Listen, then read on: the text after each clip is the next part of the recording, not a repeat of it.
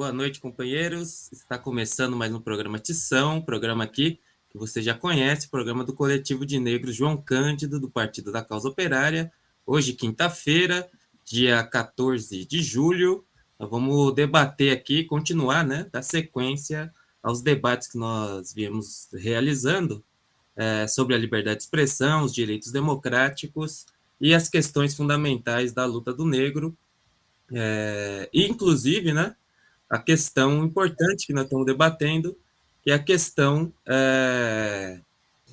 do processo que está sendo movido aí contra o coordenador aqui do Coletivo de Negros, o companheiro Juliano Lopes, que está sofrendo um processo, né, com risco de prisão, por criticar. Nós vamos debater isso aqui também hoje, vamos inclusive ler aqui uma carta aberta da direção nacional do Partido da Causa Operária e dos coletivos, né, do Partido da Causa Operária, direcionada à esquerda, ao conjunto da esquerda e ao Partido Comunista do Brasil, da qual procede a pessoa que entrou aí, né, a Bruna Brelas, presidenta da UNE, que entrou com essa queixa-crime absurda contra o companheiro Juliano Lopes.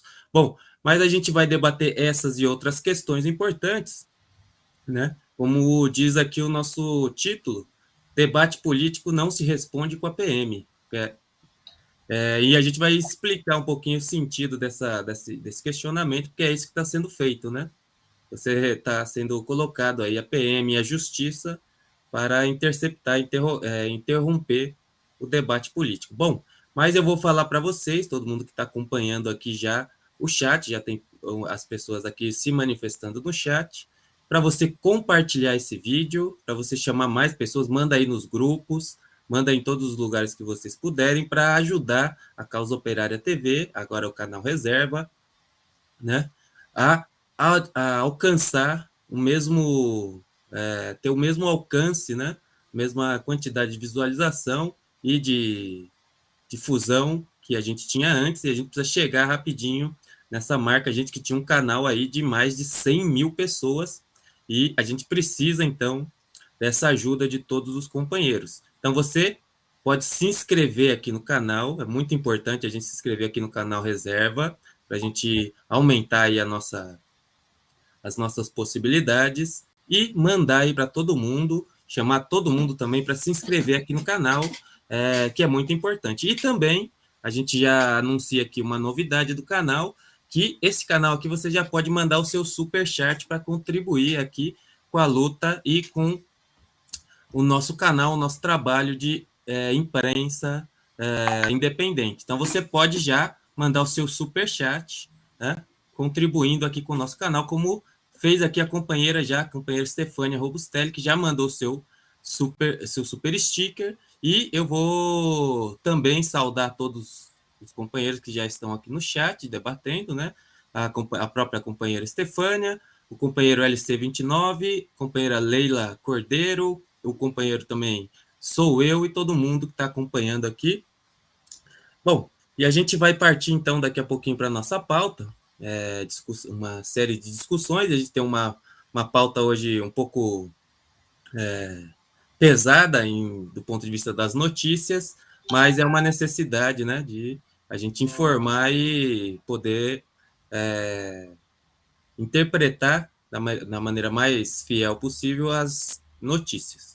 Bom, estou eu aqui, Caio Túlio, aqui do Coletivo de Negros João Cândido, e também está comigo aqui o companheiro Tiago Pires, e eu vou passar para o Tiago também se dá uma boa noite para o pessoal.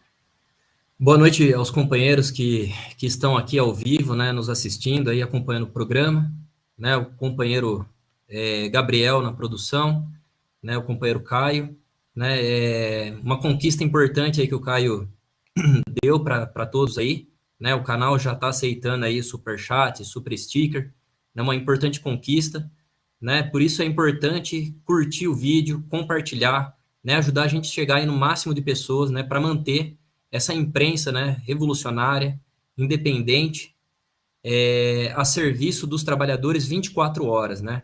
Essa conquista ela poderia ter sido alcançada já antes, né, quando já foi tirado um outro canal, né, que nós tínhamos aqui, do movimento aí de apoio, né, à causa operária, né? Infelizmente, esse canal também foi derrubado e agora nós chegamos aí a essa conquista. Bom, é isso, Caio. Beleza, então é isso aí, compartilhem, divulguem. Bom, e vamos aqui para nossa partir para nossa pauta. O primeiro ponto, a gente vai destacar aqui um acontecimento, né? Que ele se liga aí à história de Angola, uma história importante, que foi a morte no último dia 8 de julho, de José Eduardo dos Santos, né? Foi presidente de Angola durante aproximadamente 38 anos, né? Desde 1979 até 2017, né? E o José Eduardo dos Santos, ele morreu aos 79 anos, em Barcelona, onde ele tratava aí uma doença já há alguns anos. Bom, essa notícia teve uma repercussão, né? Embora os líderes africanos aí não tenham muita repercussão, os acontecimentos africanos, né? Nenhum, na verdade, tem uma grande repercussão. Bom, mas quem foi essa figura, né? Que morreu e foi comentado aí, até na imprensa brasileira e na imprensa internacional, pelo menos algumas notas, né, foram dadas. Bom, o José Eduardo Santos, ele era membro aí do MPLA, né, que é um partido político que até hoje governa Angola, mas que foi formado, né, como um movimento popular de libertação de Angola, foi formado lá em 1956, né, foi a fusão de vários grupos que lutavam pela independência de Angola, de Portugal, né? Portugal que era metrópole. E esse movimento, bom, tem uma história bastante complexa, né? Esse movimento. Eles lançaram uma luta armada, né? Sobre a direção de um líder, um político muito importante, né? Chamado Agostinho, e poeta também, né? Uma coisa curiosa, um político e poeta, né? A política é uma coisa tão dura, né? E o Agostinho Neto era uma pessoa assim, mas também era poeta, Agostinho Neto. Sob a liderança do Agostinho Neto, a Angola vai enfrentar uma guerra muito dura entre grupos dentro do país e contra o dominador, o colonizador, né? Portugal. Em 1975, portanto, o MPLA sai vitorioso de todos os pontos de vista e sai a independência em 1975. Bom, o José Eduardo dos Santos, ele vai entrar no MPLA, né, vai participar dessa luta, vai ser uma pessoa que vai ter uma atuação importante, né, ele vai ter uma educação na União Soviética também, né, vai ser ministro das Relações Exteriores do governo Agostinho Neto, e o Agostinho Neto que era um marxista, né, então o MPLA se tornou depois de não só um movimento, como um partido revolucionário, e o Agostinho Neto vai morrer, né, em 1979, vai se abrir uma crise aí no partido, e o José Eduardo Santos vai ser colocado à frente do país, o país que estava em uma guerra civil, porque acabou a guerra contra o colonizador em 75, com a independência, mas a guerra civil no país começou, né? Entre dois grupos. Um grupo que era apoiado pela África do Sul, a UNITA, né? Chamada UNITA, apoiada pela África do Sul, pelos Estados Unidos e outros países imperialistas, e a UMPLA, essa guerra muito dura que aconteceu, vai durar muitas décadas, né? Em 79, portanto, aí no meio da Guerra Civil, o José Eduardo Santos vai chegar ao poder do partido e, portanto, do país, porque ainda era um regime de partido único naquela ocasião. E, bom, aí outras pessoas vão colocar, né, que o José Eduardo dos Santos, ele mesmo se colocava como construtor da paz, ele vai promover, ao longo dos anos, uma mudança bastante profunda, né, no partido, no MPLA, né, vai perder esse caráter marxista e eles vão se tornar, como eles chamam, né, social-democratas, né, o próprio José Eduardo Santos, né, dizem, ele promoveu alguns expurgos dentro do partido, sobretudo da ala esquerda, da ala mais radical do partido, né, que era dirigida aí por uma pessoa que junto com o próprio Agostinho Neto tinha liderança dentro do MPLA, né? Bom, ele depois desses expurgos, né, ainda em guerra civil, vai acontecer na década de 80 alguns acordos para que o país passasse para um regime de tipo, cessasse a guerra civil na década de 80. Finalzinho da década de 80 vai ter um acordo, inclusive, firmado na ONU, né, fazendo com que as tropas da África do Sul deixassem o país, porque a África do Sul invadiu o país em várias oportunidades, a África do Sul, do regime do apartheid, tem que lembrar, né? Bom, em 1992, portanto, vem a primeira eleição, né? Esse novo, para marcar aí essa nova etapa do país, né? Fim da Guerra Civil, né? A UNITA se torna aí um partido também, e outros partidos que surgem, e em 1992 vai ter uma eleição muito curiosa, né, de ver, depois que o José Eduardo Santos vai fazer esse expurgo da ala mais radical do partido, da ala esquerda, né, e revolucionária do partido. Bom, a gente tinha um vídeo dessa eleição, eu não sei se está aí pronto, se a produção quiser passar aí, depois eu comento. Então vamos passar um pedacinho desse vídeo, só para vocês verem o clima, né, da eleição.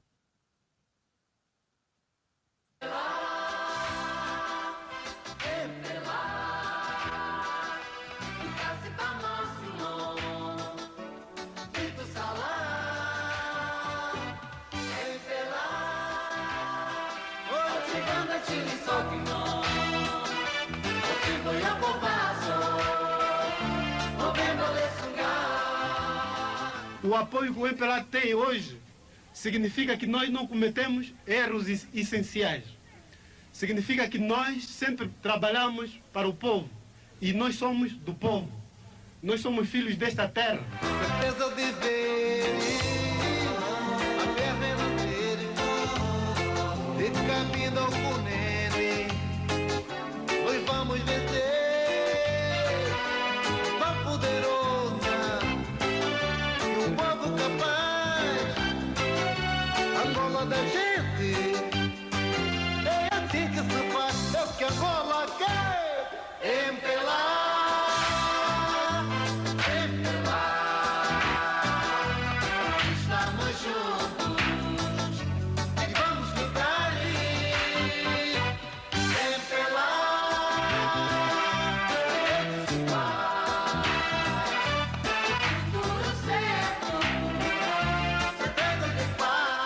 Todo mundo tem que se portar de uma forma cívica, de uma forma educada. Porque fazer política não é preciso fazer confusão. Não é preciso faltar ao respeito. Por isso é que eu disse uma vez, o povo tem que se preocupar em saber quem são os políticos. Que mensagem é que trazem para o povo. Porque, de fato, não se pode envenenar a mentalidade nem a consciência do povo. Ao povo tem que se falar a verdade. Um político tem que se colocar no lugar de pai em relação aos seus homens. Mas a política da UNITA não é positiva, porque eles só querem violência. Até já chegaram a ponto de bater nos nossos administradores. E o próprio senhor Savimbi, de uma forma tão irônica e abusiva, a falar: não deia mais no focinho do administrador. Mas que brincadeira é esta?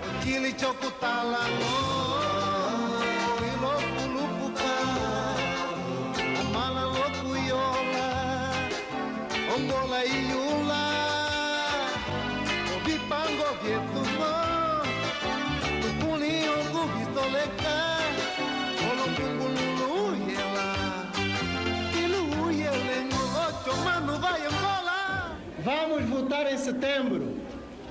O voto é secreto. Não há nenhum feiticeiro que consegue descobrir para quem é que a pessoa votou. Bom, vocês viram aí, né, um trechinho da campanha que o MPLA fez em 1992. Bom, o resultado foi o seguinte: o MPLA ganha as eleições em segundo turno, né, ganha o primeiro turno, na verdade, mas a UNITA não reconhece o resultado, com seu líder Jonas Zambivi, eles não reconhecem, né, o resultado, e a guerra civil vai continuar, né? Vai continuar, não vai nem ter o segundo turno, né? Porque eles iriam para o segundo turno, mas a UNITA nem quis saber, não reconheceu o resultado, e a guerra civil prossegue, e o José Eduardo dos Santos continua, né, no posto de presidente, mesmo com as eleições não sendo concluídas, né? E a guerra civil vai durar mais 10 anos, só vai terminar em 2002, com a morte do Jonas Savimbi, que era o líder da UNITA. E a partir de 2002, então, é que vai acabar a guerra civil e vai ter mais efetivamente o pluripartidarismo, né? A UNITA é um partido até hoje em Angola, e tem outros partidos também. Bom, mas no meio do caminho, o José Eduardo dos Santos também ele fez uma série de transformações na economia, privatizações, né?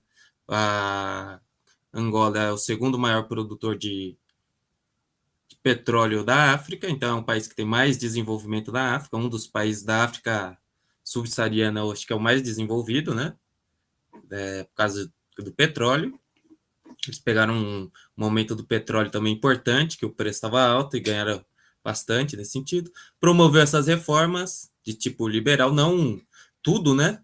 Que não chegou a ser uma política neoliberal assim muito radical, né? Porque também as conquistas aí da Revolução com a independência eram fortes, né? Mas fez muitas medidas desse tipo, neoliberais, né? E de tipo também na política, né? Mudando o regime para esse tipo de democracia, de tipo o regime democrático burguês, vamos chamar assim. Bom, depois, no fim da vida, o Eduardo Santos foi acusado aí de ter gerado uma espécie de burocracia estatal e de ter lucrado, né, com corrupção. Bom, mas a gente sabe que esse tipo de acusação de corrupção, né, é um tipo de acusação da direita, mas existe essa acusação contra ele, precisaria ver até onde, né, é verdadeiro ou não, mas ela existe. E em 2017, né, depois de 2002 houve eleições e o MPLA ganhou as eleições sempre. E em 2017 o José Eduardo dos Santos, aí já bem mais velho, né, ele deixa o cargo, né, ele sai do cargo e indica o atual presidente de Angola, José Loureiro, né, a presidente do MPLA e candidato, e ele ganha as eleições de 2018, está até hoje no poder. Bom, só um resumo da vida, né? E que é o importante, né? Foi essa luta heróica aí do povo moçambicano, do povo angolano, perdão, pela independência, né? Liderada aí por Agostinho Neto e outras pessoas, e depois você teve a figura do José Eduardo Santos, que dominou a política angolana durante quase 40 anos. Bom, a gente vai seguir, vou passar aqui para o companheiro Tiago, para a gente já ir, se ele quiser fazer um comentário, ou para a gente já ir para a nossa questão da polêmica do dia. Bom, então vamos para a polêmica aqui, né? Só dar uma breve explicação aí para os companheiros ainda que não estão por dentro aí do assunto, né? O companheiro Juliano Lopes, né? Ele apresentou a sua coluna, né? No semanal aí no Diário da Causa Operária, né? No dia 20 de outubro, né? Do ano passado, né? De 2021, né? Onde ele fez uma crítica, né? À postura da Bruna Brelas, né? Que ela se apresenta aí como uma liderança, né? Do movimento negro, né? E o companheiro Juliano fez uma crítica, né, a ela se aliar aí com a direita, né, a direita golpista, né, um dos principais setores aí do golpe, né, apareceu em fotos aí com Fernando Henrique Cardoso, né, do PSDB, né, que promoveu uma verdadeira destruição no país, colocou aí milhões de negros na miséria, né? Matou milhares de negros aí de fome, né? Sem contar aí toda a repressão, né, que o PSDB promove aí com seus governos, né?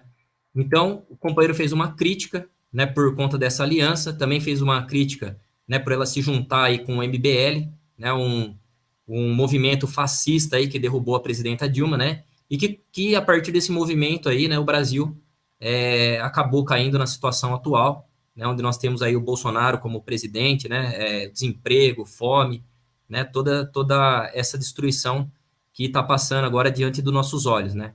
Então, o companheiro Juliano, ele acabou aí, né, chamando, né, a Bruna Brelas, e comparando, né, ela com um negro de alma branca, né, o que é muito comum, né, nas críticas aí das pessoas que se aliam aos inimigos do movimento negro, né. A gente faz crítica aí chamando o negro da Casa Branca, ou o negro de alma branca, aí, que é uma expressão análoga aí ao pelego, né, do movimento sindical.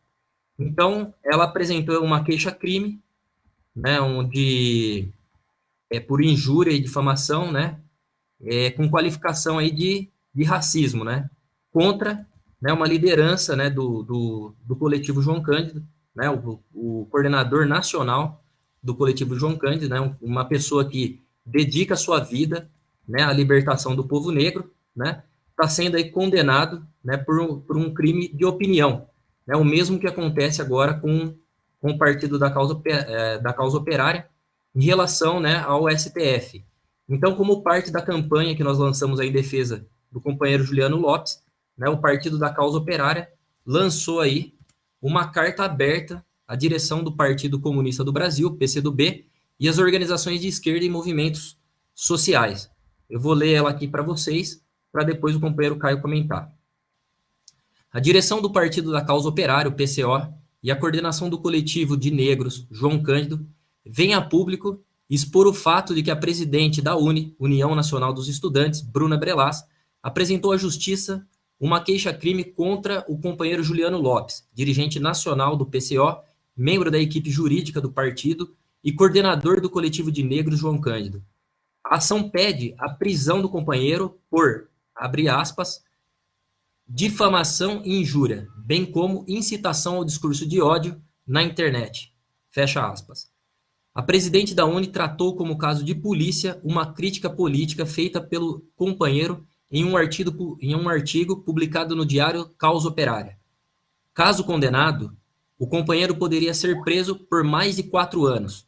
No referido artigo, o companheiro afirma que Bruna Brelas era, abre aspas, uma negra de alma branca, fecha aspas, em razão da sua aproximação com elementos da direita, tradicionalmente inimiga do povo negro, no caso, Fernando Henrique Cardoso e o MBL, Movimento Brasil Livre, entre outras questões. A acusação de que seria incitação ao ódio, que enquadra o companheiro como racista, é absurda, haja vista que o companheiro é ele mesmo negro e militante veterano do movimento negro. Na realidade, o companheiro acusa Bruna Brelas de ter traído essa luta ao se aliar a elementos de direita. É uma crítica puramente política e nada mais. Não há calúnia, injúria ou difamação, exceto de considerarmos que críticas políticas se enquadram nesses casos. O processo não visa ampliar o debate, não pede direito de resposta e sim prisão. A todo momento a peça procura mostrar ao juiz como o companheiro merece a pena mais alta. Segundo a petição da presidente da UNE, abre aspas, quando o agente, mediante uma só ação ou omissão, pratica 2 ou mais crimes, idênticos ou não, aplica-se-lhe a mais grave das penas cabíveis, ou, se iguais, somente uma delas, mais aumentada, em qualquer caso, de 1/6 até metade, até metade. As penas aplicam-se, entretanto, cumulativamente, se a ação ou omissão é dolosa e os crimes concorrentes resultam de desígnios autônomos, consoante o disposto no artigo anterior, fecha aspas. A justiça mobilizada pela militante do PCdoB realizou uma audiência de conciliação onde propusemos que a denunciante utilizasse nossa imprensa em idêntica proporção, de maneira publicada pelo companheiro Juliano Lopes, para contestar nossa crítica, o que foi rejeitado, confirmando que a intenção da ação é a de colocar o companheiro na cadeia. Em nosso país, há uma população carcerária de mais de 800 mil pessoas, sendo ela predominantemente negra. Bruna Brelas quer jogar mais um negro nesse inferno que são as prisões brasileiras. E pior, um militante do movimento negro, que sempre sentiu na pele essa discriminação e há quase 2 décadas dedica sua vida a essa luta. Desse modo, a presidente da UNE utiliza os maiores inimigos do povo negro, a justiça, a polícia e o desumano sistema carcerário contra um militante negro, proletário e comunista. Esse processo está sendo realizado ainda em um momento marcado pela perseguição do STF, Supremo Tribunal Federal, ao nosso partido, com o bloqueio de todas as nossas redes sociais. É uma situação que requer a solidariedade de toda a esquerda, que pode ser o próximo alvo da repressão estatal. O PCO é notoriamente um defensor intransigente da liberdade de expressão irrestrita. No entanto, mesmo para os que defendem sua limitação, há outras formas de limite que não a prisão, como é o caso, por exemplo, do direito de resposta. Envolver a polícia e a justiça em um debate político contraria a tradição da esquerda brasileira. É inadmissível a utilização do poder estatal para reprimir, seja com o uso da força policial ou encarceramento, dentro da própria esquerda. Fazê-lo em especial sob o atual governo de extrema-direita, levado ao poder após um golpe de Estado, após o golpe de Estado de 2016, é ainda mais escandaloso. A UNE foi fundada para lutar pela melhoria da educação em nosso país. Foi perseguida pela ditadura, teve seus membros presos. Que a sua presidenta volte agora o aparato repressivo do Estado contra um militante de esquerda é uma inversão dos papéis que não podemos admitir. Chamamos todas as organizações de esquerdas, ativistas, organizações operárias e movimentos sociais a repudiar essa conduta e exigir o fim do processo contra o companheiro Juliano Lopes. Chamamos especialmente a direção do seu partido a que chame a sua militante a ter consciência dos seus compromissos com a militante, como uma militante de esquerda. Saudações socialistas, São Paulo, 8 de julho de 2022, Coletivo de Negros João Cândido, Partido da Causa Operária, Coletivo de Mulheres Rosa Luxemburgo, Corrente Sindical Nacional Causa Operária, Aliança da Juventude Revolucionária. Tá aí os coletivos, né, que assinaram essa carta. Com você, Caio. Mostrando aí, né, uma carta bastante elucidativa do problema, né, e a gente vai fazer uma campanha, o coletivo, vamos começar essa campanha, e você que está assistindo aqui, que vai assistir, também pode participar dessa campanha, gravando vídeos, em solidariedade ao companheiro Juliano Lopes contra essa perseguição absurda, né, e a gente vai fazer uma campanha aí junto ao movimento negro, vamos convidar todo o movimento negro, né? Vamos colocar todo o movimento negro para se posicionar sobre o problema, é um problema muito grave, né? Que a questão seja tratada dessa maneira como a gente vai comentar. E também, bom, já entrando em um dos aspectos, né, do problema, que é essa questão principal, né, de você rebater uma crítica com a polícia e o aparato repressivo, com a repressão. Que é isso daí, né? Você está rebatendo uma crítica com a repressão, porque, como a carta explica, a Bruna Brelas, ela não, se ela se sentiu injuriada ou se foi usado de alguma mentira, foi oferecido para ela, né, o direito de responder a questão, qual que é a injúria e qual que é a mentira, ou etc. e tal. Mas não foi o sentido dela não foi promover um debate, não foi esclarecer a questão, né? Não foi discutir os problemas, né? Mas foi a punição, né? Punir o indivíduo pelo fato de ter criticado, de ter falado uma determinada coisa. Bom, e nós queremos abrir esse debate. É possível, dentro da esquerda, a gente agir dessa maneira, né? Vamos... Todos os debates e todas as críticas que nós vamos fazer dentro da esquerda, vamos agir colocando as pessoas para serem alvos do regime estatal, da repressão estatal, da justiça, né?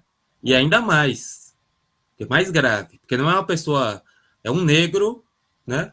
Da periferia, né?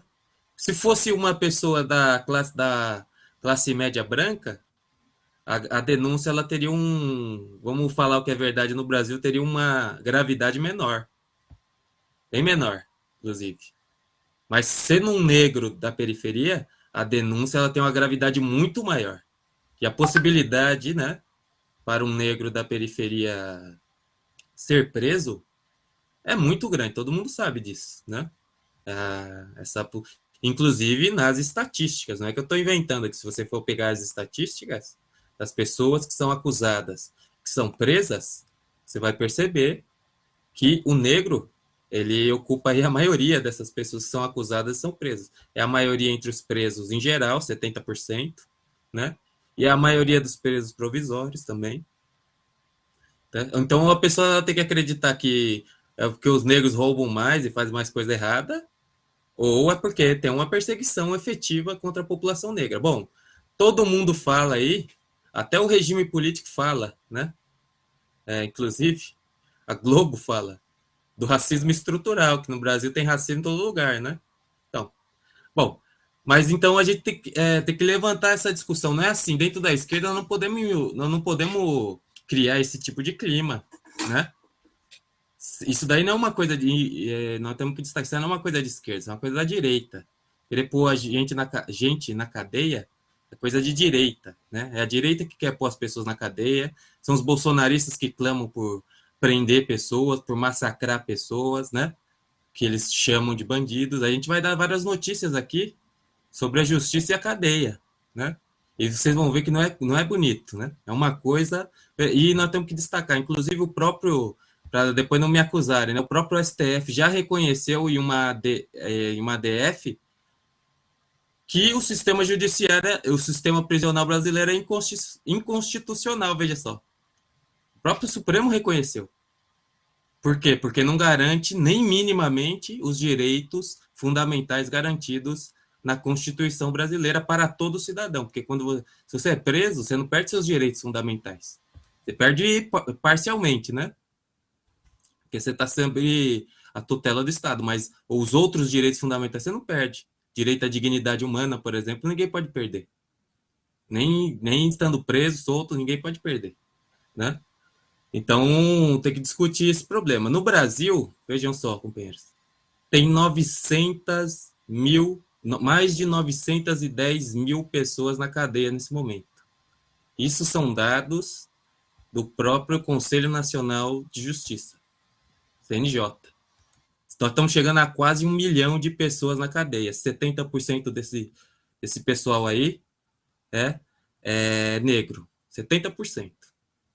Outra coisa importante, que a gente tem 910 e tem 357 mil mandatos de prisão que não foram cumpridos, expedidos e não cumpridos.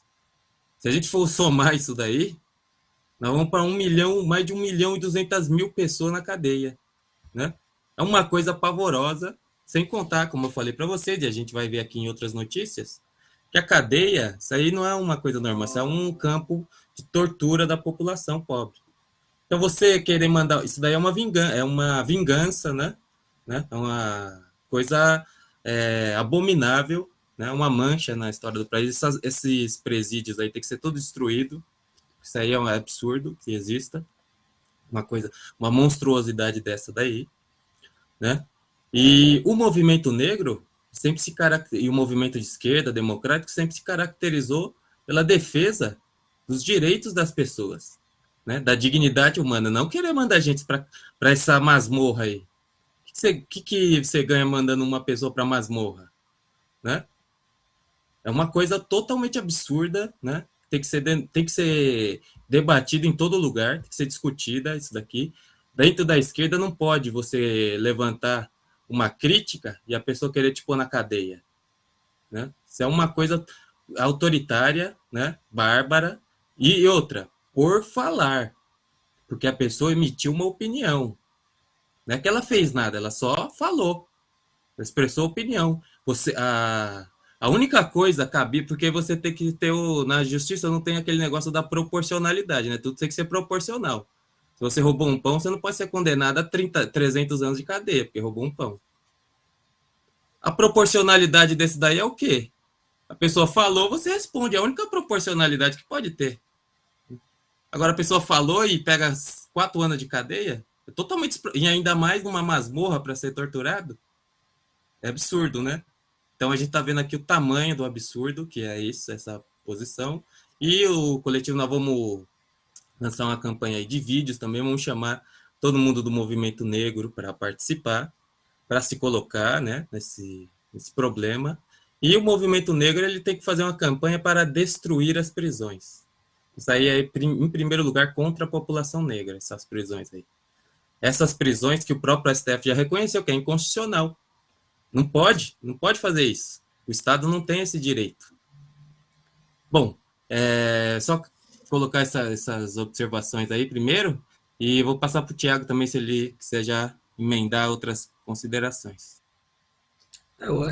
Eu acho que o Caio explanou bem aí, né? Eu acho que já a gente pode ir para a primeira notícia que vai explicar um pouco aí do que é, né? Do que são, né, os presídios brasileiros, né? Nós temos aqui a notícia aqui, né, de um jovem, né, de 22 anos, né? Paulo Sérgio Ferreira Santana, né, que morreu aí, né, por negligência, né, nesse campo de concentração, né, onde as pessoas são torturadas, né, lembrando que no Brasil a tortura é considerada crime, né, a tortura é um crime, né, e o assassinato pelo Estado é pior ainda, né, então o Estado ele tortura e mata também, né, não só com a PM, né, mata aí, né, deixando as pessoas aí em condições subhumanas, né, esse jovem, né, que foi preso aí, né, por roubo, né, um crime aí que revela a desigualdade do país, né, o encarceramento, ele não vai resolver esse problema, né, nós temos aí, como o Caio colocou, 800 mil presos, né, fora, mais da metade aí não teve direito à ampla defesa, não foi nem julgado, é um verdadeiro, assim, uma coisa, é um regime nazista, vamos falar bem a verdade, né, então aí esse jovem, né, teve aí dores no tórax, né, teve problemas aí de saúde, ele era diabético, né, foi negligenciado aí atendimento médico, né, e ele acabou falecendo, né, faleceu aí sem a mãe, sem os familiares poderem visitar, né, porque ele é original aí, né, morava aí na capital, né, de São Paulo, né, capital paulista, né, só que ele foi para Marabá, né, Marabá Paulista, né, no interior de São Paulo. Então as famílias aí são privadas de poder visitar os seus queridos aí, né? E aí não pôde nem acompanhar o filho, a mãe não pôde acompanhar o filho, né? Que morreu aí. A gente que denuncia aí esses campos de concentração onde a tuberculose é mato, né? A gente era a favor aí de todos os presos não perigosos, né? Serem libertados na pandemia.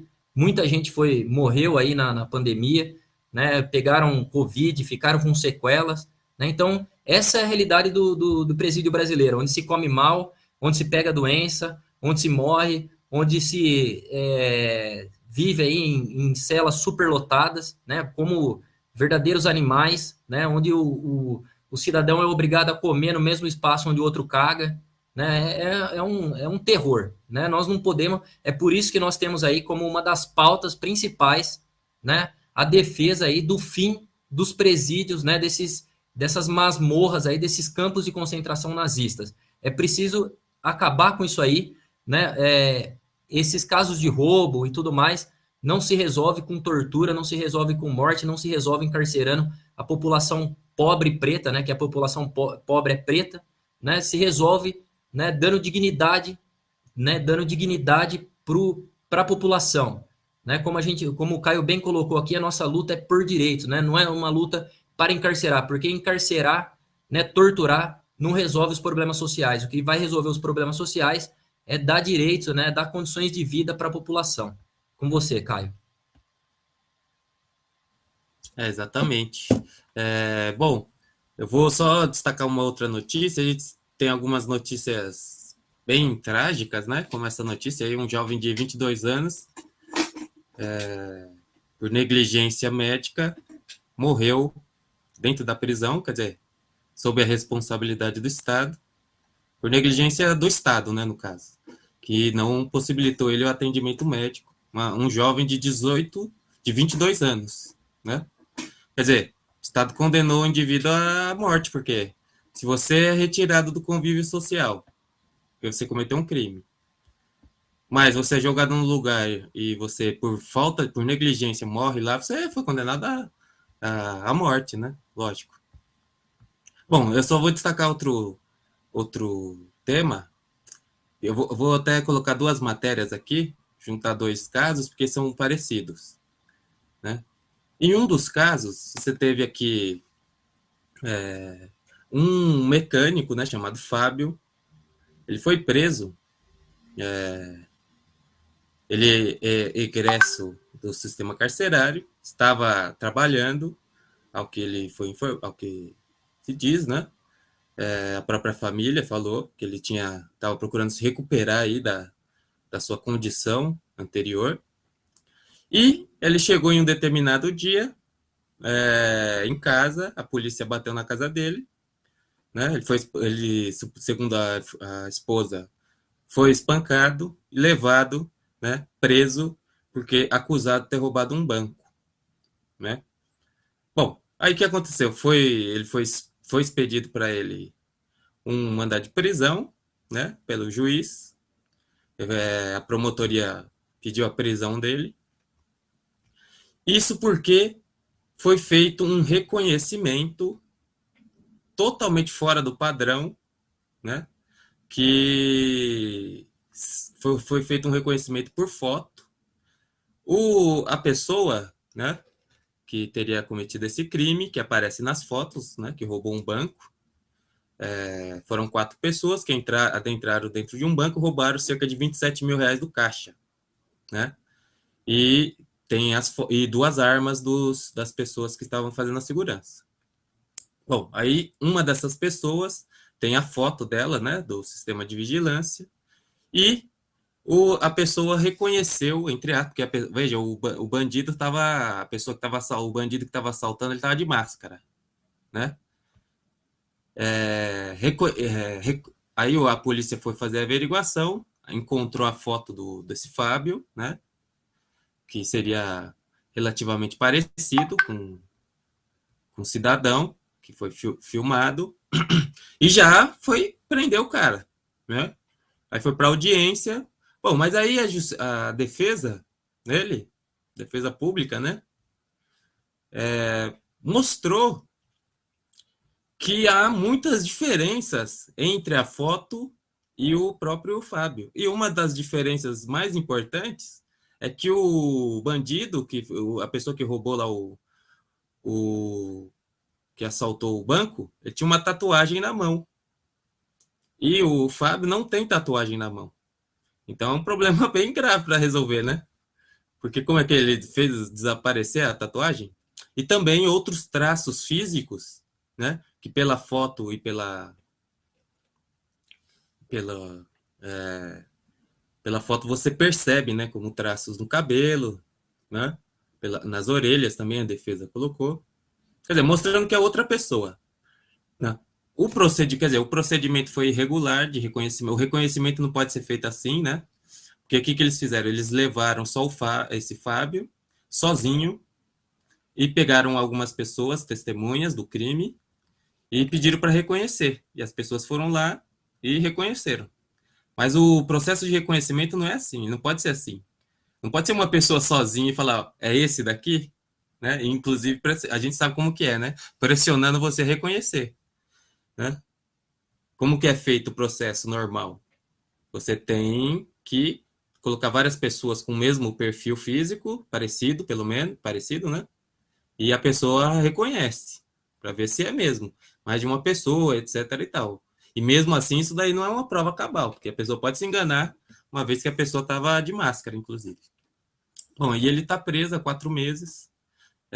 E o outro caso, que é parecido com esse, é de um jovem de 18 anos, né, que foi preso também perto da sua casa, numa situação que é o seguinte: ele teria visto, ele morava perto de um determinado local aqui em São Paulo, ele teria visto o portão de um vizinho aberto à noite, e ele foi lá avisar, ver o que estava acontecendo, uma movimentação estranha. O que estava acontecendo é que a polícia estava lá prendeu um grupo de pessoas que estavam praticando que tinham praticado um crime, né? Um roubo e um sequestro relâmpago de uma pessoa. E ele chegou, como se diz, né, no lugar errado, na hora errada. Quando ele, em vez de encontrar o vizinho, ele encontrou logo a polícia ali. Antes de encontrar o vizinho, encontrou a polícia. E ele foi colocado junto com essa quadrilha, né, que eles chamaram de quadrilha, que estava cometendo roubos seguidos de sequestro relâmpago.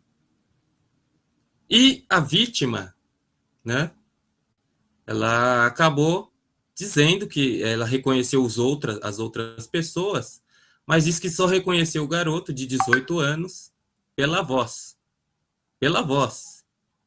né? Que é uma coisa também totalmente irregular. Você não pode como reconhecer a pessoa pela voz, né? A voz pode ser parecida, né? Uma coisa absurda. Bom, o garoto está preso, né? Isso revoltou a vizinhança. O pessoal fez um protesto, queimaram pneus, né? Isso aconteceu lá no Jardim Elisa Maria, na região da Brasilândia, zona norte de São Paulo, que foi agora em julho, no início do mês, né? Em julho, no dia 6, né? Bom, só para mostrar aí como que eu falei aqui, né? Que se você for acusado de um crime, se você for negro da periferia, sua situação ela fica um pouco mais complicada. Bom, a gente viu aqui 2 casos aqui de como fica mesmo, né? Bom, é isso, eu vou devolver aqui para o Tiago. A gente está se aproximando aqui do finalzinho do programa, né? Daqui a pouquinho você vai ficar aí com um resumo do dia, com o companheiro Antônio Carlos Silva, mas ainda a gente tem uma notícia aí para passar.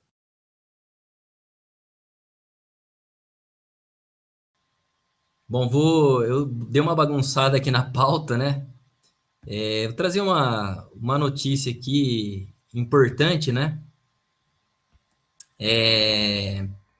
Por conta da morte, né, do militante do PT, né, o tesoureiro de Foz do Iguaçu, Marcelo Arruda, né? Busca-se aprovar aí um projeto de lei, né? De intolerância, né? De crime por intolerância política, né? Um projeto aí do senador Alexandre Silveira, né, do PSD de Minas Gerais, né, que prevê aí aplicação de pena de 12 até 30 anos, né? A gente não precisa nem falar que isso aqui é um tiro, destacar também, né, que a esquerda cai nesse barulho, né?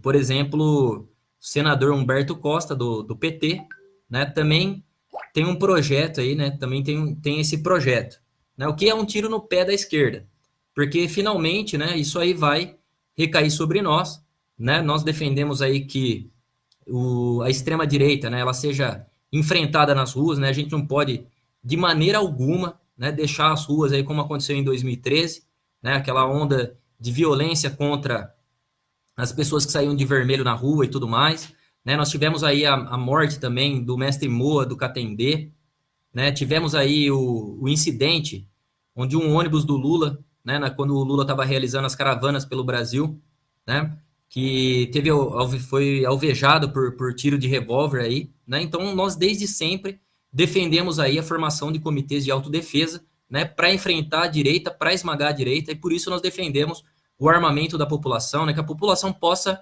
se defender e revidar aí toda a violência, né, que sofre, né?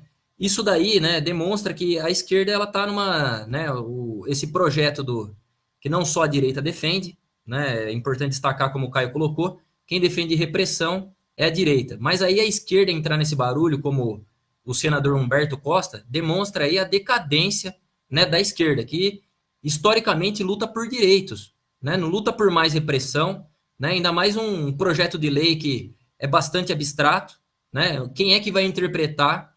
Quem é que vai interpretar essa lei? Vai ser um Sérgio Moro, né? Vai ser um Alexandre de Moraes, vão ser esses vigaristas aí que a gente já conhece, né? Então, isso aí também, ó, a gente pode pegar um gancho também com o identitarismo aí da Bruna Brelas, né? Da luta do negro, da luta da mulher, né? Da luta do LGBT, que não são luta por direitos, né? O identitarismo ele não luta por direitos, ele luta por mais repressão. E como a gente destacou aqui hoje, a repressão ela não resolve os problemas sociais, ela gera mais problema social, né? Que é o encarceramento em massa, né? A tortura, toda essa violência que o Estado pratica contra a população, né? Então, nós não podemos nunca apoiar esse tipo de projeto. Isso aí não é uma bandeira da esquerda, né? Isso aí vai recair sobre nós mesmos, assim como aconteceu com a lei de ficha limpa, com a lei de organização criminosa, que está acontecendo agora com esse inquérito da fake news, né? Então, não é o Estado que vai resolver os problemas sociais, né? Quem tem que resolver os problemas sociais são os movimentos populares nas ruas. Com você, Caio. Exatamente, né? Lembrando que quando você esse negócio de aumentar penas, né? Que você crime abominável, etc. e tal, serve para quê? Essa qualificação para aumentar a pena, né? E quando você aumenta a pena das pessoas, você coloca mais gente na cadeia, porque as pessoas ficam mais tempo na cadeia. E a cadeia fica mais cheia, mais pessoas, né? A gente já tem aí mais de 910 mil pessoas na cadeia. 910 mil pessoas na cadeia. Quer dizer, estão chegando a 1 milhão de pessoas presas, né? Se você aumenta as penas, isso vai ter um impacto muito grande. E como o Thiago falou, né, quem vai interpretar isso daí é o juiz, que é matou por motivação política. A pessoa pode interpretar da mais variada maneira, né? Só para colocar uma pessoa, se você pegou 10 anos, você pega 20. Você vai pegar 15, você pega 30 logo, né?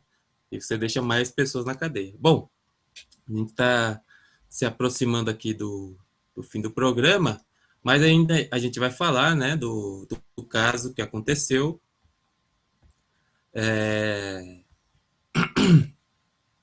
Que aconteceu lá em Manguinhos, no Rio de Janeiro, né, no último dia 12, na terça-feira, que foi mais uma chacina, né? Os números, né, confirmaram aí, a própria polícia confirmou 6 mortos, né?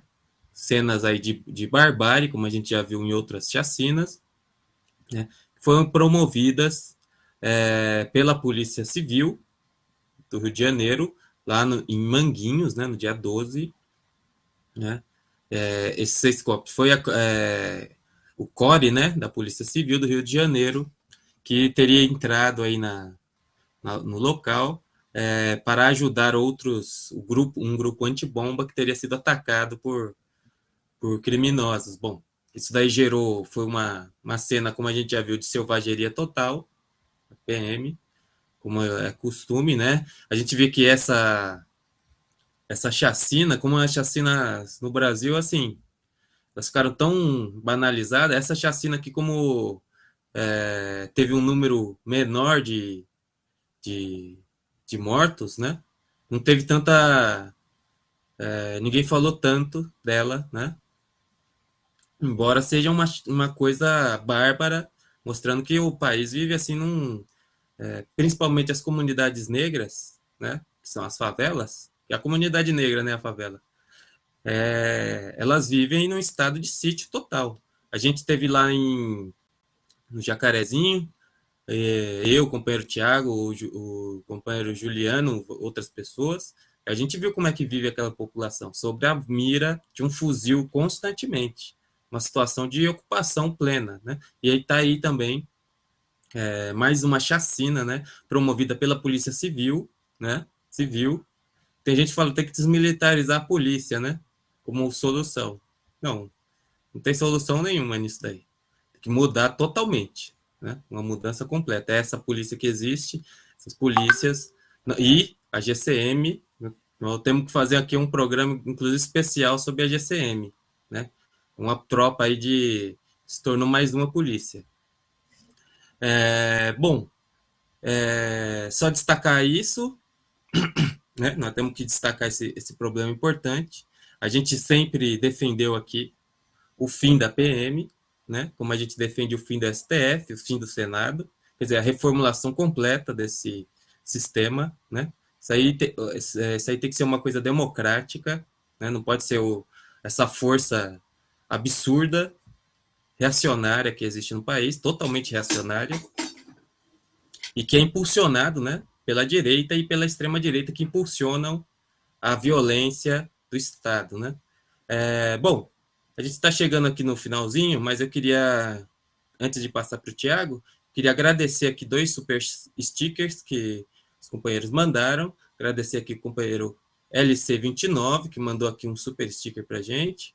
E também agradecer aqui a Leila Sodré, que também mandou aqui sua manifestação, seu super sticker. A gente agradece muito, é muito importante para a nossa atividade aqui, para a gente ampliar o nosso canal e a